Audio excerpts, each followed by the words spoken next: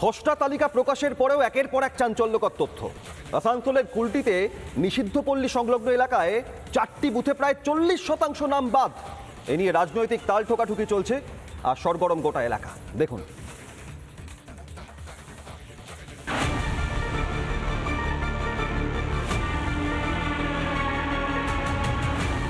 খসড়া তালিকা প্রকাশের পর চমকে দেওয়ার মতো তথ্য কুলটিতে। কুলটির নিষিদ্ধ পল্লী লাগোয়া 4টি বুথে ভোটার তালিকা থেকে বাদ অনেক নাম। 4টি বুথে মোট ভোটার 3627। খসড়া তালিকায় নাম বাদ 742 জনের। 113, 114, 115 এবং 116 নিষিদ্ধ পল্লী এলাকা সংলগ্ন যে বুথগুলিতে অন্তত 40% যে ভোটার, সেই ভোটার প্রায় বাতিলের তালিকায়। এমনই উদ্বেগজনক যে তালিকা, সেই তালিকা সামনে এসেছে। ওদের ট্রেস নেই, ওরা কোথায়কার লোক জানে না। এটাই আমরা আগে দাওয়া করছিলাম কি বাংলাদেশ থেকে তৃণমূল কংগ্রেসের নেতা এখানে লোককে আশ্রয় দিচ্ছে, ওদেরকে জবরদস্তি ভোটার তালিকাতে নাম এনরোল করেছে। এটা আমরা দেখতে পাচ্ছি 40% লোক আনম্যাপিং আছে। কমিশনারের নির্দেশ ছিল বহু বিএলআরও প্রত্যেকটা ভোটারের বাড়ি যায়নি, এবং যাদের বাড়ি যায়নি তারা সেই বুথ কেন্দ্র থেকে বা যেখানে বিএলআরও বসতো সেখান থেকে তারা তাদের ফর্ম নিয়েছে। তখন কি করেছেন, অনেক বিএলআর নট ট্রেস লিখে দিয়েছেন। নিষিদ্ধ পল্লী লাগোয়া 4টি বুথ, সেখানেও 40% নাম বাদে রীতিমতো চাঞ্চল্য কুলটিতে। এসআইআর আবহে রাজনীতির হাওয়া গরম। রিপাবলিক বাংলা। কোথাও কোন্দলের কেন্দ্রে গ্রামসভা, কোথাও এসআইআর সংক্রান্ত পথসভা ঘিরে দ্বন্দ্ব। বীরভূমের লালমাটিতে শাসকের সংসারে অশান্তির বিরাম নেই। দেখুন।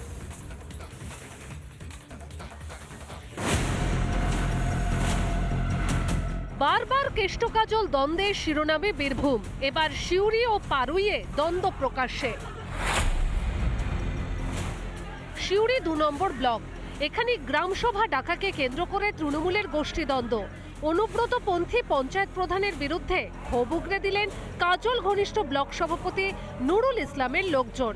তাদের অভিযোগ, দমদমা পঞ্চায়েত প্রধান বন্দনা ঘোষ গ্রামসভা ডেকে মাইকিং করেছে, কিন্তু সব গ্রামে সেই মাইকিং করা হয়নি, ফলে অনেকেই জানতে পারেননি। পঞ্চায়েতের আজকে গ্রামসভা ডেকেছিল। গ্রামসভাতে দেখা যাচ্ছে যে ওনার যে মতের লোক সেগুলোকে জানিয়েছেন এবং বাকি গ্রামগুলোকে উনি জানাননি।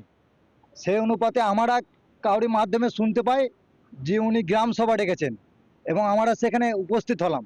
এবার দেখলাম যে উনি টেন্ডার করিয়েছে এমনভাবে যে নিজের গ্রামে 4টে কাজ উনি অলরেডি পাস করিয়ে ফেলেছেন। ওনারা প্রথম থেকে এসে বলছে যে মাইকিং করা হয়, মাইকিং করতে হবে, কিন্তু মাইকিং করবো বলে আমরা সেটা মনস্থ কিছু করি না।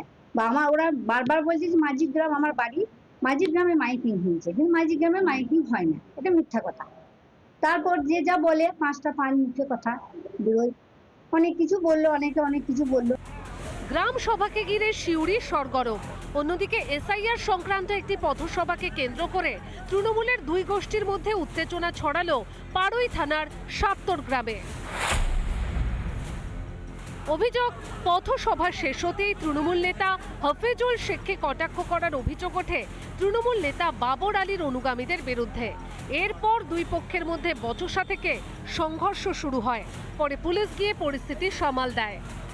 বিরোধী থেকে এসেছে সিপিএম থেকে, তাদেরকে যথাযথ দল ব্যবস্থা নিলে ভালো কথা, নাহলে দলে কিন্তু ভাবমূর্তি নষ্ট হবে। ছেলে আছে মোটামুটি শাহ আলমের ছেলে, শাহ আলম, মায়া আলম, সিরাজুল, এরাই বিশৃঙ্খলা তৈরি করছে। ওদের নিয়ে ঝামেলা, 5-10টা টোন ঠিক করে, হ্যাঁ টোন ঠিক করে হাফিজুলকে অ্যাটাক করে। পুলিশের হাতে যা হাফিজুলকে কোনোরকম ভাই করে নিয়ে আসা হয়। এই নিয়ে একটা ছবি দেখা। বীরভূমে কেষ্ট কাজল দ্বন্দ্ব মেটাতে কোর কমিটি করে দিয়েছেন মমতা ব্যানার্জি, কিন্তু তাতেও কাজের কাজ কিছু হচ্ছে না। দ্বন্দ্ব মেটার যেন নামই নেই। এতে কি 26-এ মাসুল গুনবে শাসক? রিপাবলিক বাংলা। নানা ধরনের কন্টেন্ট দেখার জন্য লাইক করুন, শেয়ার করুন আমাদের ফেসবুক পেজ, সাবস্ক্রাইব করুন আমাদের ইউটিউব চ্যানেল।